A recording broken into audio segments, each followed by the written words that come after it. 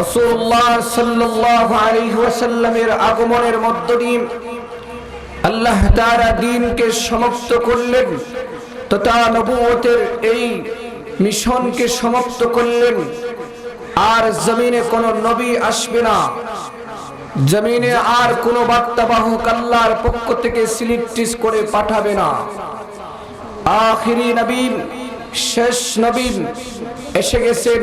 পৃথিবীতে যত কিছু সৃষ্টি করেছেন আল্লাহ তাআলা আমাদেরকে যত নিয়ামত দিয়েছেন, এর মধ্য থেকে সর্বশ্রেষ্ঠ নিয়ামত হচ্ছে আমরা যারা আল্লাহর উপর ঈমান আনতে পারছি, তথা আমরা যারা মুসলমান, তথা আমরা যারা মুমিন, এরাই হচ্ছে সবচাইতে বড় দৌলত প্রাপ্ত মানুষ। পৃথিবীতে যত মানুষ আল্লাহকে ছাড়া মানুষের পূজা করেন, প্রতিমার পূজা করেন, মূর্তির পূজা করেন, গাছের পূজা করেন, সূর্যের পূজা করেন, যাই কিছু করে যারা আল্লাহকে রব বলে স্বীকৃতি দেয় নাই, তারা পৃথিবীতে সবচাইতে বড় নিয়ামত থেকে বঞ্চিত। আর যারা আল্লাহ সুবহানাহু ওয়া তাআলাকে রব বলে স্বীকৃতি দিল, আল্লাহর হুকুমের প্রতি আনুগত্য প্রকাশ করছে, রাসূলুল্লাহ সাল্লাল্লাহু আলাইহি ওয়াসাল্লামকে আল্লাহর পক্ষ থেকে বার্তাবাহক এবং পয়গম্বর রাসূল হিসাবে স্বীকৃতি দিল, তারা পৃথিবীতে সর্বশ্রেষ্ঠ দৌলতের অধিকারী। অন্যথায় পৃথিবীতে যা কিছু আছে, যা কিছু আল্লাহর পক্ষ থেকে দেওয়া হয়েছে মানুষের উপকারের জন্য, জমিন থেকে আসমান পর্যন্ত এই দীর্ঘকালী স্তরের মধ্যে যে অক্সিজেন রয়েছে, পান পর্যন্ত যে অক্সিজেন আল্লাহ রাব্বুল আলামিন দিয়েছেন, এটাও যেমন নিয়ামত। সাগরের প্রাণীও আল্লাহ তাআলা দিয়েছেন আমাদের জন্য নিয়ামত। আমাদের জন্য চোখের দৃষ্টি দিয়েছেন, এটাও আমাদের জন্য নিয়ামত। আল্লাহ তাআলা আমাদেরকে মজা এবং তিতা বুঝার জন্য জিহ্বা দিয়েছেন, এটাও যেমন নিয়ামত। কিন্তু এ সকল কিছুর নিয়ামতের চাইতে সর্বশ্রেষ্ঠ, সর্ববড় দৌলতের নিয়ামতের নাম হচ্ছে ঈমান। এই ঈমানের দৌলত, এই ঈমানের নিয়ামত যারা পেয়েছে তারা সর্বশ্রেষ্ঠ। আর যারা আল্লাহ রাব্বুল আলামিনকে রব বলে স্বীকৃতি দিতে পারে নাই, আমার প্রভুকে রব বলে স্বীকৃতি দিতে পারে নাই, প্যারা নবী সাল্লাল্লাহু আলাইহি ওয়াসাল্লামকে আখিরিজ জামান শেষ নবী হিসেবে স্বীকৃতি দিতে পারে নাই, আল্লাহ পক্ষ থেকে বার্তাবাহক বলে স্বীকৃতি দিতে পারে নাই, তারা পৃথিবীর সর্বনিকৃষ্টের মধ্যে অন্তর্ভুক্ত। এজন্য আল্লাহ রাব্বুল আলামিন যাদেরকে ঈমানের দৌলত দিয়েছেন এরা সর্বশ্রেষ্ঠ। আমরা জানি এই ঈমানের দৌলত রক্ষার জন্য যুগে যুগে আল্লাহ রাব্বুল আলামিন নবীদের আগমন ঘটিয়েছিলেন। নবীরা উম্মতকে দিক নির্দেশনা দিয়ে ঈমানের উপর অবিচল রেখেছিল। ঈমানের উপর অবিচল রাখার জন্য আল্লাহ রাব্বুল আলামিন যুগে যুগে কোন জায়গায় গোত্র ভিত্তিক নবী পাঠিয়েছেন, কোন জায়গায় স্থান ভিত্তিক নবী পাঠিয়েছেন, কোন জায়গায় কোন অঞ্চল ভিত্তিক নবী পাঠিয়েছিলেন, কোন সময় আবার পুরো পৃথিবীর জন্য একজন নবী পাঠিয়েছিলেন। আল্লাহ তাআলা, আল্লাহ রাব্বুল আলামিন আমাদের জন্য আমাদের নবীকে পাঠিয়ে এই নবুয়তের মিশনকে বন্ধ করে দিলেন। কিন্তু ঈমান, ইসলাম, শরীয়ত, আমাদের ইসলামী তাহজিব তামাদ্দুনকে রক্ষার জন্য আমাদের প্রয়োজন গ্রামে গঞ্জে প্রতিটা পাড়ায় মহল্লায় ইসলামী শিক্ষার জন্য দ্বীনি প্রতিষ্ঠান প্রয়োজন। আমরা জানি, ইতিহাস থেকে আমরা দেখতে পাই, যখন এদেশটা মুঘলরা চালাইতো, মুঘল সাম্রাজ্যের হাতে যখন এই দেশ ছিল, মুঘলদের বাদশাহ আলমগীর রাহিমাহুল্লাহ এদেশের মুসলমান শিশুদের ঈমান ইসলামী তাহজিব তামাদ্দুম রক্ষার জন্য বাদশা আলমগীর মুঘল সাম্রাজ্যের পক্ষ থেকে শত শত বিঘা মাদ্রাসার নামে অক্ষ জমিন দিয়েছিলেন, যার মাধ্যমে এদেশের ভারতবর্ষের মুসলমানরা দ্বীন শিখত, ইসলাম শিখত, শরীয়তের তাহজিব তামাদ্দুম শিখত। কিন্তু যখন এদেশের ইংরেজরা এসে ব্যবসার নাম দিয়ে এদেশের রাষ্ট্র ক্ষমতা তারা ছিনিয়ে নিল, তারা তখন এদেশের শিশুদের ঈমান রক্ষার যে মাদ্রাসা ছিল, শিশুদের জন্য যে অক্ষ সম্পত্তি ছিল, মাদ্রাসা মসজিদ পরিচালনার জন্য যে অক্ষ সম্পত্তি ছিল, সেই সকল অক্ষ সম্পত্তি তারা বাজেয়াপ্ত করে নিল। আর এদেশের মধ্যে ভারতবর্ষের মধ্যে ৮০,০০০-এর ঊর্ধ্বে মাদ্রাসা, সকল মাদ্রাসা তাদের ফন্ডে টাকা পয়সা না থাকার কারণে একদিনেই সকল মাদ্রাসা বন্ধ হয়ে যায়। তাতে এদেশের মুসলমানদের ঈমান শরীয়ত শিক্ষার কারখানাগুলো বন্ধ হয়ে যাওয়ার কারণে এদেশের শিশু, এদেশের কৈশোররা দ্বীন থেকে, ইসলাম থেকে, শরিয়া থেকে বঞ্চিত হতে লাগলো। তখন আমাদের আকাবের, আমাদের লিডার, আমাদের নেতা হযরত কাসেম নানতবী রাহমাতুল্লাহি আলাইহি চিন্তা করলেন এমন একটা দ্বিতীয় ধারা বিকল্প তৈরি করতে হবে, যেখানে কোন সরকার মাদ্রাসার সিস্টেমকে পাল্টাতে পারবে না, কোন সরকার এ মাদ্রাসার সম্পত্তি, এ মাদ্রাসার আইন শৃঙ্খলাকে পরিবর্তন করতে পারবে না।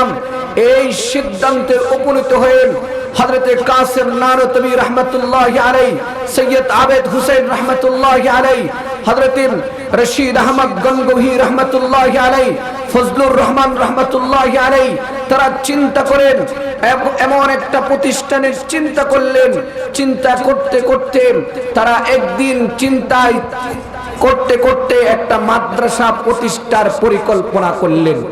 ওই মাদ্রাসার পরিকল্পনায় আমরা যা জানি, সাহারানপুর জেলার ওই দেওবন্দ নামক থানার গ্রামের মধ্যে একটা মাদ্রাসা প্রতিষ্ঠার পরিকল্পনা করলেন। ওই মাদ্রাসার নাম হচ্ছে দারুল উলুম দেওবন্দ।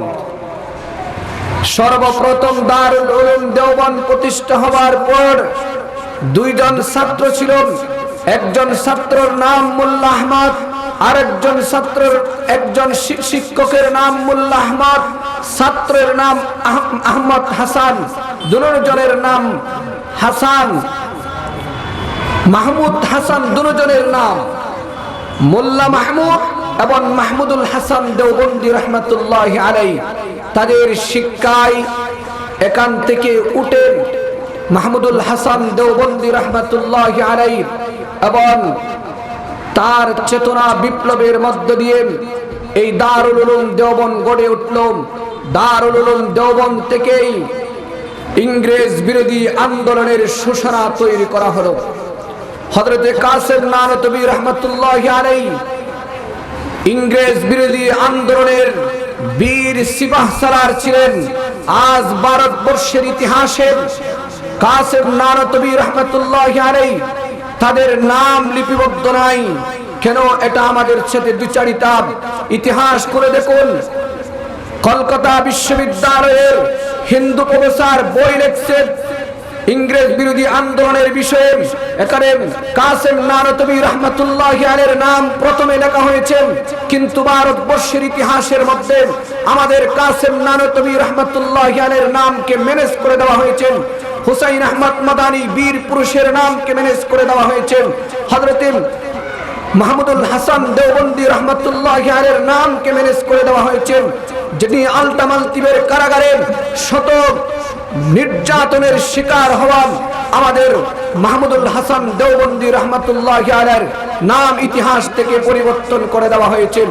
আমরা জানি আমাদের আকাবের আসলাফদের এই তৈরির নমুনা 1866 খ্রিস্টাব্দে যে মাদ্রাসা প্রতিষ্ঠা করলো, এই মাদ্রাসা শুধুমাত্র একমাত্র দরসগার মধ্যে সীমাবদ্ধ ছিল না, যেমনি ভাবে দারুল উলুম দেওবন্দের চেতনায় ইংরেজ বিরোধী আন্দোলনে 1947 সালের সফলভাবে ইংরেজ বিরোধী আন্দোলনকে সফল করে তুলেছিল আমাদের আকাবের আসলাফরা, দারুল উলুম দেওবন্দের সন্তানেরা, তেমনি ভাবে আজ পুরো দুনিয়া ব্যাপী দাওয়াতে তাবলীগের মেহনত ছড়িয়ে দিয়েছেন মাহমুদুল হাসান দেওবন্দির ছাত্র ইলিয়াস কান্দ্রবী রহমাতুল্লাহি আলাইহির চেতনার মধ্য দিয়ে। আমরা জানি তাসাউফ এবং আত্মশুদ্ধির মেহনতকে পুরো দুনিয়া ব্যাপী ছড়িয়ে দিয়েছেন আমাদের আকাবের মাহমুদুল হাসান দেওবন্দি রহমাতুল্লাহি আলাইহির ছাত্র আশরাফ আলী তানভী রহমাতুল্লাহি আলাইহির মধ্য দিয়ে সিয়াসত রাজনীতিকে ইসলামী বিপ্লবকে পুরো দুনিয়া ব্যাপী চেতনাদারী করে তুলেছেন, পুরো দুনিয়া ব্যাপী জিহাদ এবং ফি সাবিলিল্লাহর পথে মানুষকে অগ্রণী ভূমিকায় উত্তীর্ণ করেছেন। আমরা জানি শেখুল হিন্দ মাহমুদুল হাসান দেওবন্দি রহমাতুল্লাহি আলাইহির ছাত্র হুসাইন আহমদ মাদানী রহমাতুল্লাহি আলাইহির মধ্য দিয়ে।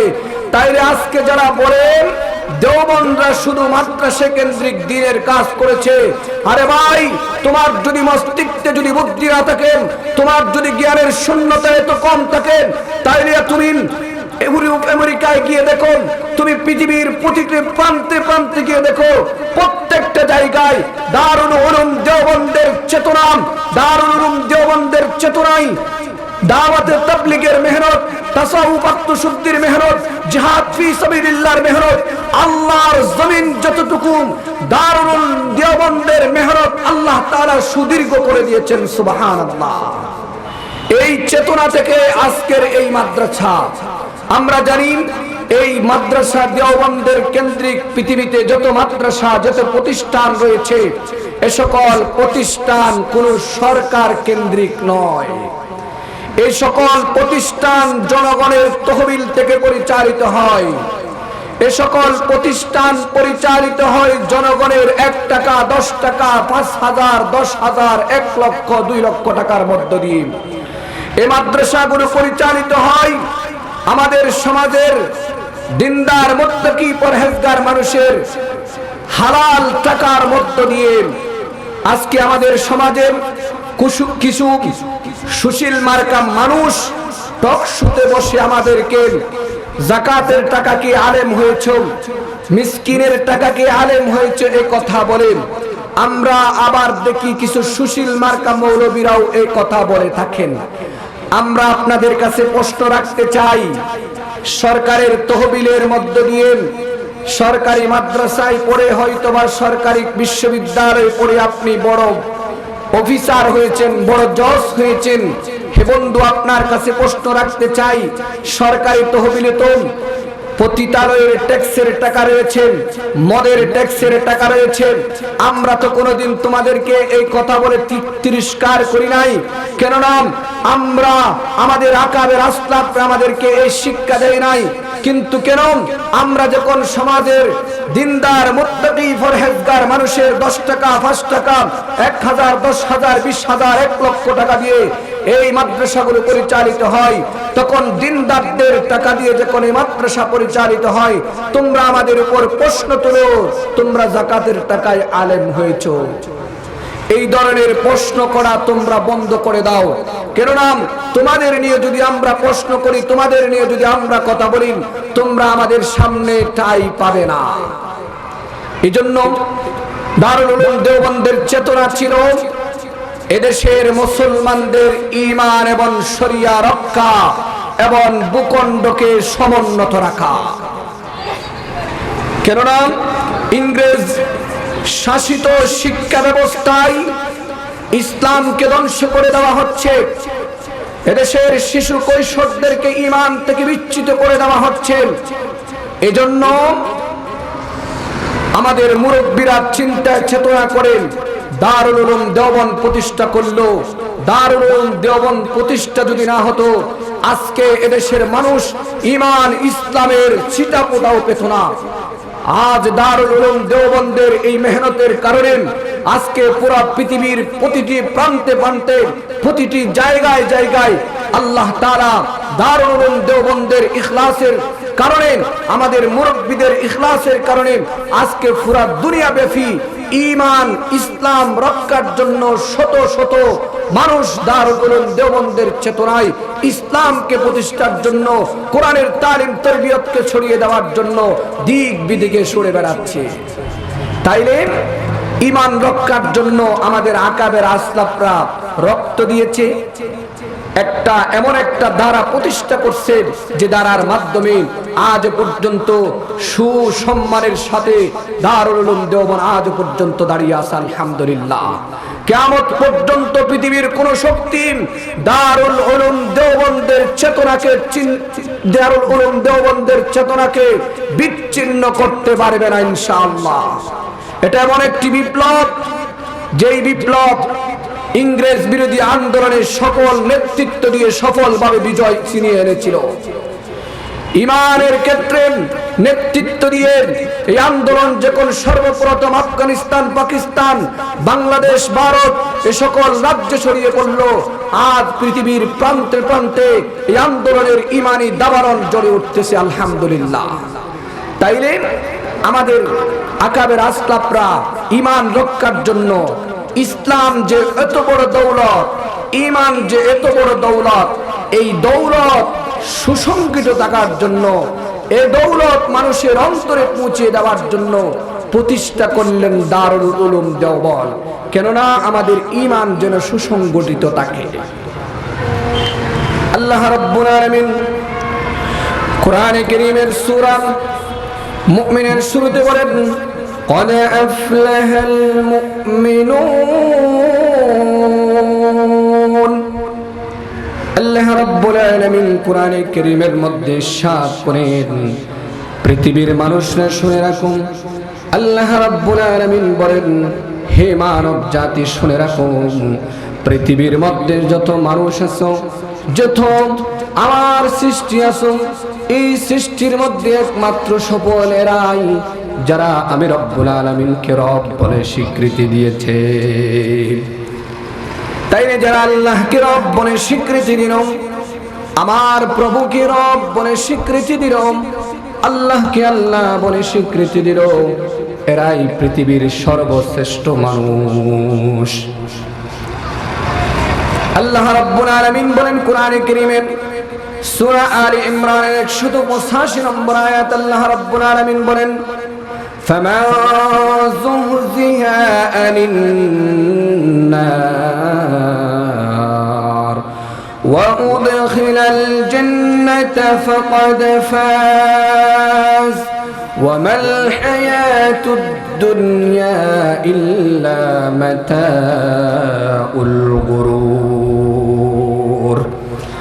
আল্লাহ রাব্বুল আলামিন বলেন, দুনিয়াতে তোমরা মনে করেছো যারা নারীর ঐশ্বর্য লাভ করেছে তারা সফল, তোমরা মনে করছো দুনিয়াতে যারা অট্টালিকা, গাড়ি বাড়ি, নারী, পৃথিবীর সকল কিছুর সম্পদের মালিক হয়ে গেল, পৃথিবীর অনেক সাম্রাজ্যের মালিক হয়ে গেল, তোমরা মনে করতেছো তারা সফল। আল্লাহ তাআলা বলেন, না না, আল্লাহ তাআলা বলেন, ফামান যুহজিহা আনিন নার, যাকে আমি জাহান্নামের আগুন থেকে বাঁচিয়ে, ওয়া উদখিলাল জান্নাতা ফাকাদ ফাজ, যাকে আমি জান্নাতের দিকে প্রত্যাবর্তিত করব, যাকে আমি জান্নাত দিয়ে দেব, তারাই একমাত্র সফল। আল্লাহু আকবার। আর দুনিয়া তো ছলনাময় একটা পৃথিবী, এই দুনিয়ার মোহ পড়ে দুনিয়ার সফলতা, দুনিয়ার ঐশ্বর্য, দুনিয়ার সেলিব্রিটি এসব কিছু সফলতা নয়। সফলতা একমাত্র আল্লাহ তাআলা যদি জাহান্নাম থেকে মুক্ত করে জান্নাত দিয়া দেন, এটাই সফলতা। আল্লাহু আকবার। তাই এই ঈমানের উপর বিচল থাকতে গিয়া, এই ঈমানের উপর যদি অবিচল থাকতে চান, এই যদি ঈমানের উপর বিচল থাকতে চান, তাইলে আপনাকে পরীক্ষার সম্মুখীন হওয়া লাগবে। আল্লাহ রাব্বুল আলামিন সূরা আনকাবুতের 2 নম্বর আয়াতের মধ্যে বলেন, আহাসিবান নাসু আন ইউতরাকু আন ইয়াকুলু আমান্না ওয়া হুম লা ইফতানুন। আল্লাহ রাব্বুল আলামিন সূরা আনকাবুতের 2 নম্বর আয়াতে রাব্বুল আলামিন বলেন, এরা কি মনে করেছেন তারা ঈমান এনেছে কথা বলে তারা পার পেয়ে যাবেন। তাদেরকে আর কোনো পরীক্ষা করা হবে না, তাদেরকে আর কোনো পরীক্ষার সম্মুখীন করা হবে না, তাদেরকে কি কোনো পরীক্ষা নেওয়া হবে না। আল্লাহ রাব্বুল আলামিন বলেন অবশ্যই অবশ্যই যারা ঈমান আনয়ন করেছে তাদেরকে পরীক্ষা করা হবে। অবশ্যই অবশ্যই পরীক্ষার সম্মুখীন হওয়া লাগবে মুমিন। হে মুমিন, কোন সময়ে পরীক্ষা তোমার জন্য কঠিন হয়ে যেতে পারে, কোন সময় পরীক্ষা তোমার জন্য ওয়ালানাবিলুওয়ান্নাকুম বিশাইইম মিনাল খাউফি ওয়াল জু'i ওয়া নাকসিম মিনাল আমওয়াল ওয়াল আনফুসি ওয়াস সামারাত ওয়া বাশশিরিস সাবিরিন। আল্লাহু আকবার। আল্লাহ রাব্বুল আলামিন যে পরীক্ষা করবেন এই মানুষ, হে পৃথিবীর মানুষরা রে, তোমাদের কি রব্বুল আলামিন যে পরীক্ষা করবেন, পরীক্ষা নেবেন, এই পরীক্ষার সাজেশন আল্লাহ তাআলা বলে দেন ওয়ালানাবিলুওয়ান্নাকুম বিশাইইম মিনাল খাউফ। আল্লাহ রাব্বুল আলামিন দুনিয়ার মুসলমানরা, হে মুমিনরা, তোমাদেরকে পরীক্ষার সম্মুখীন করবেন। হে যুবক, হে তরুণ, হে বৃদ্ধ, হে নারী, তোমাদের সকলকে পরীক্ষার সম্মুখীন করা হবে। আল্লাহ তাআলা অবশ্যই অবশ্যই পরীক্ষা করবেন। আল্লাহ তাআলা আবার পরীক্ষার সাজেশনও দিয়া দেন। আল্লাহ তাআলা বলেন এক নম্বরে পরীক্ষা করা হবে ওয়ালানাবিলুওয়ান্নাকুম বিশাইইম মিনাল খাউফ। আল্লাহ তাআলা কোরআনে কারীমের সূরা বাকারার 155 নম্বর আয়াতের মধ্যে বলেন এক নম্বরের মধ্যে তোমাদের কাছ থেকে পরীক্ষা করা হবে খৌফের পরীক্ষা, বয়ের পরীক্ষা। এ বয়ের পরীক্ষায় উত্তীর্ণ হয়া কোন বয়কে বয় না পেয়ে আল্লাহর রজ্জুকে তোমাকে শক্ত করে ধরে রাখতে হবে। আল্লাহ তাআলা পরীক্ষা করবেন আমাদেরকে বয় দিয়া। আমরা জানি আমাদের সাহাবায়ে কেরামদেরকে কোনো এমন এমন পরীক্ষা করা হয়েছে, এমন এমন পরীক্ষার সম্মুখীন করা হয়েছে যে পরীক্ষার মধ্যে তারা ভয়কে পরাজয় করে তারা ঈমানের উপর অবিচল ছিল। সাহাবায়ে কেরাম আমাদের জন্য পথ চলার বাতিঘর। আল্লাহ রাব্বুল আলামিনের সাহাবা হযরত ওমর রাদিয়াল্লাহু তাআলা আনহুর আমলে আল্লাহ রাব্বুল আলামিনের পয়গম্বর হযরত মুহাম্মদুর রাসূলুল্লাহ সাল্লাল্লাহু আলাইহি ওয়াসাল্লামের শাশুর খলিফাতুল মুসলিমিন হযরত ওমর রাদিয়াল্লাহু তাআলা আনহুর আমলের মধ্যে হযরত ওমর রাদিয়াল্লাহু তাআলা আনহু রোম সাম্রাজ্যের বিরুদ্ধে যুদ্ধ ঘোষণা করলেন। এই যুদ্ধের মধ্যে রোম সম্রাটের বিরুদ্ধে যুদ্ধ করতে গেলেন। যুদ্ধের ময়দানে যাওয়ার সময় অসংখ্য সাহাবায়ে কেরামরা যুদ্ধের ময়দানে রণাঙ্গনে যুদ্ধ করতেছেন। ইতিমধ্যে রোম সম্রাট ঘোষণা করলেন আমি আজকে যুদ্ধের মধ্যে জয় হও পরাজয় হয়ে এটা চিন্তা করব না, তোমরা আজকে যুদ্ধের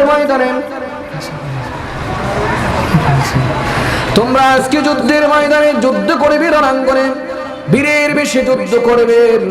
তোমাদেরকে যুদ্ধের ময়দানে রণাঙ্গনে সিপাহ সালার ময়দানে যুদ্ধের ময়দানে বীর বিক্রমে লড়াই করবে। কিন্তু মনে রেখো তোমরা লড়াই করতে করতে যদি পরাজয় হয়ে যাও সমস্যা নাই, কিন্তু তোমাদেরকে মুসলিম একজন সেনাকে ধরে নিয়ে আসতে হবে। তারা এখান থেকে একজন কিছু সংখ্যক সাহাবায়ে কেরামকে ধরে নিয়ে আসলেন।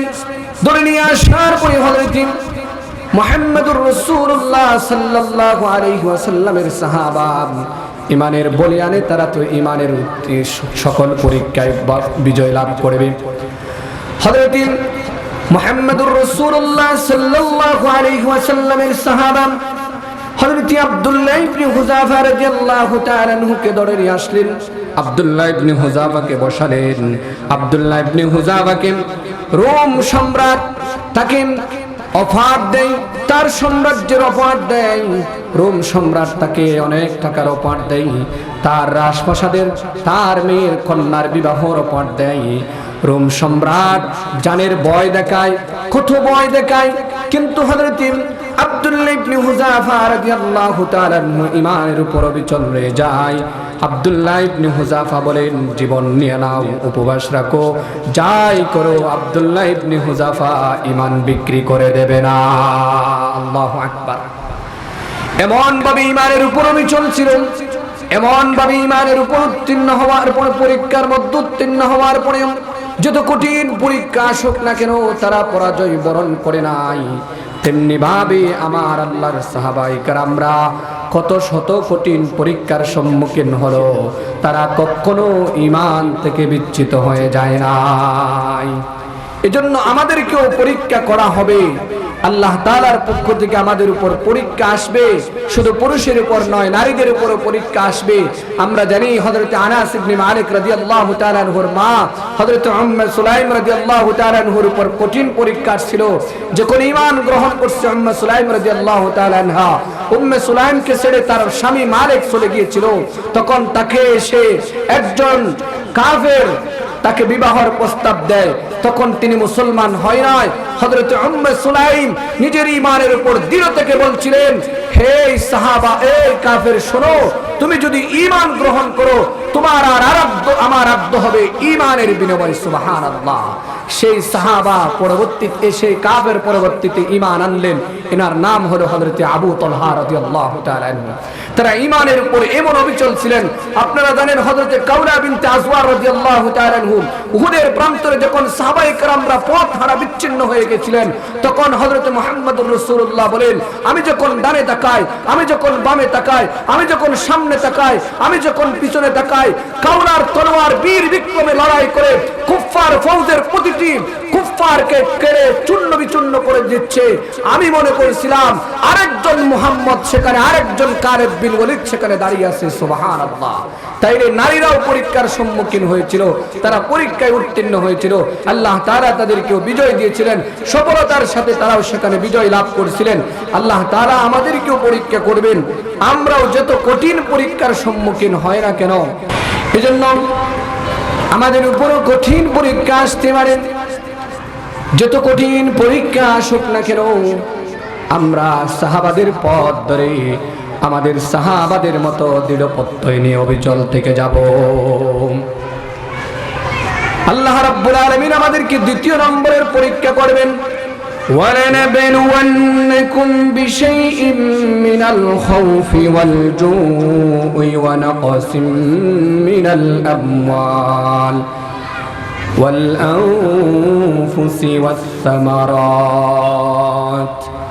আল্লাহ রাব্বুল আলামিন মুমিনদেরকে দ্বিতীয় নম্বরের পরীক্ষা করবেন, তাদের জান নিয়ে এবং জান দিয়ে। আল্লাহ রাব্বুল আলামিন মুমিনদেরকে পরীক্ষা করবেন, তাদের জীবন দিয়ে পরীক্ষা করবেন। যত কঠিন পরীক্ষা আসুক না কেন, জীবন চলে যাক, প্রতিটা আমাদের জীবনের উপর কত আঘাত আসবে, সব কিছু আসুক, আমরা আমাদের ঈমান থেকে এক বিন্দু পরিমাণ বিচলিত হব না। আমাদেরকে যা নির্দেশ দিয়েছে সাহাবারা আমাদের উপর, আমাদেরকে যে পথ দেখিয়েছে, এই পথের উপর আমরা অবিচল থেকে যাব। আল্লাহ তাআলা আমাদের সকলকে আমাদের দারুল উলুম দেওবন্দের যে তরিকার উপর আমরা ছিলাম, আসি, থাকবো, আমাদের আকাবের আশরাফরা কুফফারের বিরুদ্ধে যেভাবে আপোষহীন ছিল, বাতিল শক্তির বিরুদ্ধে যেভাবে আপোষহীন ছিল, কাদিয়ানীদের বিরুদ্ধে যেভাবে আপোষহীন ছিল, জীবনের অন্তিম মুহূর্ত পর্যন্ত তারা মুস্তাকে রাসূলের সাথে আপোষ করে নাই, শাতেমে রাসূলদের সাথে আপোষ করে নাই।